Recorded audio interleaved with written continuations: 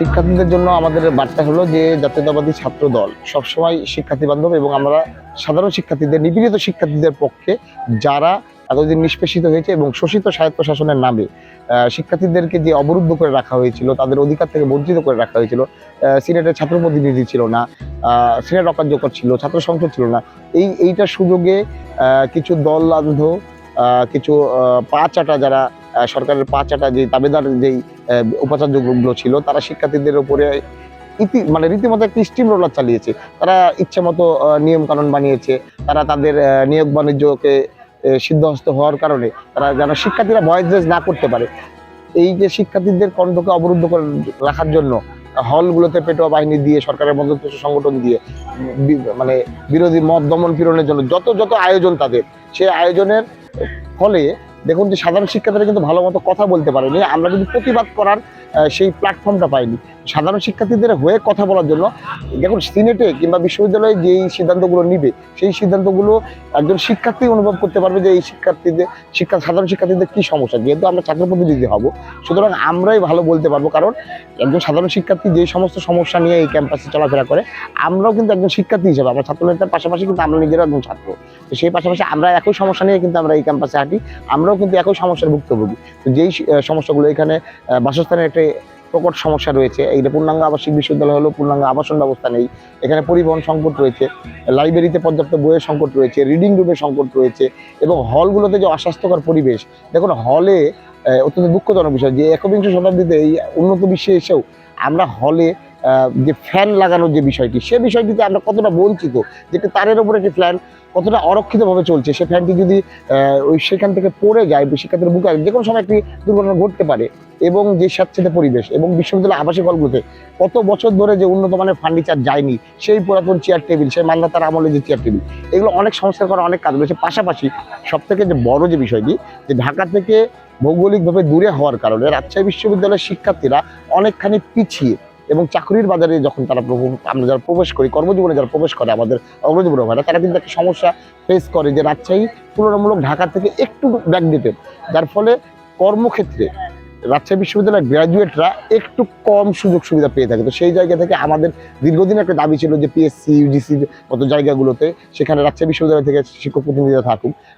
গত সপ্তাহে আমরা দেখেছি যে আমাদের একজন শিক্ষক, তিনি পিএসসির মেম্বার হয়েছেন। তো এটা আমাদের জন্য একটি অ্যাচিভমেন্ট। তো আমরা যখন ছাত্র সংসদ একটি যখন বাস্তবায়িত হবে, তার ফলে শিক্ষার্থীদের দাবিগুলো সিনেটে আলোচনা করে, ছাত্র সংসদে আলোচনা করে সেটি সরকার পর্যন্ত পৌঁছাবে, এবং সেই দাবিগুলো আদায় করার ক্ষেত্রে যে দীর্ঘসূত্রিতা ছিল, যে আমলাতান্ত্রিক জটিলতা ছিল, সেটি নিরসন হয়ে অতি দ্রুত একটি কুইক রেসপন্সের মতো আমাদের শিক্ষার্থীদের কাজ হবে, এবং এটির সুফল রাজশাহী বিশ্ববিদ্যালয়ে 30,000 শিক্ষার্থী ভোগ করবে। প্রতি আমরা জানতে পারছি যে 30 আগস্ট একটি সাইবার সেল গঠন করা হয়েছে। বিশ্ববিদ্যালয়ে যে সমস্ত বিতর্কিত পেজ গ্রুপগুলো রয়েছে, যেগুলো থেকে বিদ্বেষ ছড়ানো হয়, ভিন্ন মতকে দমন করার জন্য বিভিন্ন ন্যারেটিভ দাঁড় করানো হয়, গুপ্ত আইডি দিয়ে যেই সমস্ত পেজগুলো আজে বাজে অশ্লীল অসাধ্য কথাবার্তা কমেন্ট করে, সেই জায়গাগুলো প্রতিরোধ করার জন্য বিশ্ববিদ্যালয় প্রশাসন একটি উদ্যোগ নিয়েছে। তারা যখন বাস্তবায়ন করতে পারবে, তখন আমাদের আস্থার জায়গায় তারা আসতে পারবে। যে তারা, এবং সাইবার বুলিং সবথেকে আতঙ্কিত এবং উদ্বিগ্ন হওয়ার যে জায়গাটা, সেটা হলো সাইবার বুলিং। বিশেষ করে নারী শিক্ষার্থীরা, দেখুন যে নারী হলগুলোতে মেয়ে শিক্ষার্থীরা যে হলগুলো রয়েছে, সেই 6টি হলগুলোতে কিন্তু এখনও নির্বাচনী উচ্চ প্রাসারী, এবং অনেক নারী প্রার্থী যারা প্রার্থিতা করতে ইচ্ছুক, কিন্তু তারা এই সাইবার বুলিংয়ের শিকার এবং বডি শেমিংয়ের শিকার হওয়ার কারণে তারা কিন্তু সামনে আসতে চাইছে না, তার পেছনে থাকতে চাচ্ছে। তো এটি আমাদের জন্য কিন্তু একটা অ্যালার্মিং ইস্যু। তা আমরা সেই জায়গা থেকে চাইবো যে সকলের বিশ্ববিদ্যালয় পর্যায়ে সকলের মানসিকতা পরিবর্তন হোক, রুচিশীলতা পরিবর্তন হোক, এবং প্রত্যেকটি শিক্ষার্থী বোনকে নিজের বোনের মতো স্নেহ করুক, শ্রদ্ধা করুক। তাহলেই একটি সম্প্রীতির নির্বাচনী পরিবেশ গড়ে উঠবে। এবং এইখানে আমাদের আমরা একটি মানুষকে, একটি শিক্ষার্থীকে আমরা যাচাই করব তার মেধা পরিশ্রম দিয়ে, সে কোন লিঙ্গের, কোন ধর্মের, কোন বর্ণের, কোন দলের, এটি আমাদের কাছে মুখ্য বিষয় নাই। এই মানসিকতা আমাদের মধ্যে নিয়ে আসতে হবে, তাহলেই এই সাইবার বুলিং সহ যত অপকর্ম রয়েছে এবং সাইবার ক্রাইম রয়েছে, সেগুলো প্রতিরোধ করা সম্ভব। আমাদের যেই সাংবিধানিক যেই নিয়ম কাঠামো, সেই নিয়ম কাঠামোতে রাজশাহী বিশ্ববিদ্যালয় সেটিও একটি স্বায়ত্তশাসিত প্রতিষ্ঠান। বাংলাদেশ সেনাবাহিনী সেটিও একটি স্বায়ত্তশাসিত প্রতিষ্ঠান।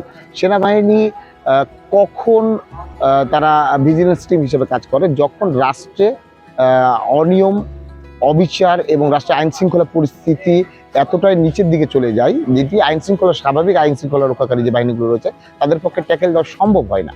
তো এখনো পর্যন্ত রাজশাহী বিশ্ববিদ্যালয়ে সেই পরিবেশ নাই, বরঞ্চ সেনাবাহিনীর হস্তক্ষেপ নয়, রাজশাহী বিশ্ববিদ্যালয়ের শিক্ষার্থীরা আমরা একটি পরিবার, আমরা আমাদের পরিবেশটা আমরা এখানে অন্য কেউ এসে হস্তক্ষেপ করবে সেটা আমাদের কাম্য নয়। কারণ এখানে হস্তক্ষেপ করলে সেখানে তাদের নিরপেক্ষতা নিয়ে প্রশ্ন উঠবে এবং দেশপ্রেমিক যে সেনাবাহিনী রয়েছে তাদের প্রতি আমাদের উদ্যত আহ্বান থাকবে যে তারা যেন শিক্ষার্থীদের সামনে এসে প্রতিপক্ষ হিসেবে না দাঁড়ায়, একটি সুষ্ঠু পরিবেশের জন্য। আমরা যাতে ছাত্রদল বিশ্ববিদ্যালয়, দেখুন এই বিশ্ববিদ্যালয়ে কিন্তু পুলিশ ফাঁড়ি ছিল না, বিশ্ববিদ্যালয়ে আইন শৃঙ্খলা রক্ষাকারী বাহিনী কেন থাকবে? এখানে প্রক্টর রয়েছে, আমাদের শিক্ষকরা রয়েছে, আমাদের শিক্ষার্থীরা রয়েছে, রাজনৈতিক সংগঠন রয়েছে। সেই জায়গা থেকে আইন শৃঙ্খলা রক্ষাকারী বাহিনী এটি কিন্তু একটি চক্রান্তের পর্যায়ে পড়ে আমরা মনে করি। কোনো একটি বিশেষ গোষ্ঠীকে বিশেষ সুবিধা দেওয়ার জন্য, একটি আতঙ্ক, একটি প্যানিক সৃষ্টি করার জন্য, জুজুর ভয় দেখিয়ে স্বার্থসিদ্ধির জন্য এই পায়তারাটি কেউ কেউ করতে পারে। তবে আমি মনে করি যে এখানে সেনাবাহিনীর চাইতে বড় যে বিষয়টা, এখানে আর্থিক কোনো অনিয়ম হচ্ছে কিনা, এখানে কালো টাকা ছড়াছড়ি হচ্ছে কিনা, কেউ ফরেন ফান্ডিং করছে কিনা, করে নির্বাচনকে প্রভাবিত করছে কিনা, এই জন্য আমি মনে করি যে বাংলাদেশ ব্যাংকের একটি তদন্ত টিম এখানে থাকুক। এখানে যারা প্রার্থী রয়েছে, প্রার্থীর পরিবার থেকে কিংবা প্রার্থী দল থেকে তাদের অ্যাকাউন্টগুলো মনিটরিং করা হোক, যে সেখানে অবৈধ কোনো অর্থ আসছে কিনা, নির্বাচনকে বাধাগ্রস্ত করার জন্য, প্রভাবিত করার জন্য অর্থের ছড়াছড়ি। আমরা ইতিমধ্যে দেখছি অনেকেই বিভিন্ন উৎকোচ দিচ্ছে, প্রণোদনা দিচ্ছে শিক্ষার্থীদেরকে আকৃষ্ট করার জন্য।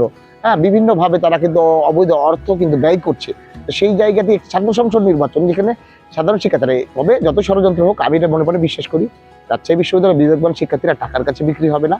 তো এইখানে কালো টাকার ছড়াছড়িটা এটি কি করে প্রতিরোধ করা যায় সেদিকে আমাদের নজর দেয়। আইন শৃঙ্খলা দেখুন, রাজশাহী বিশ্ববিদ্যালয়ের শিক্ষার্থীরা সেই শিক্ষার্থী যারা 16 জুলাই একটি কর্তৃত্ববাদী সরকারের পেটোয়া বাহিনী ছাত্রলীগকে এখান থেকে বিতাড়িত করেছিল। তো সেই জায়গা থেকে আইন শৃঙ্খলার যে পরিবেশ পরিস্থিতি সেটি আমাদের বিশ্ববিদ্যালয় প্রশাসন তারা যদি নিরপেক্ষ থেকে তাদের সদিচ্ছা যদি থাকে তারা এটি কন্ট্রোল করতে পারবে।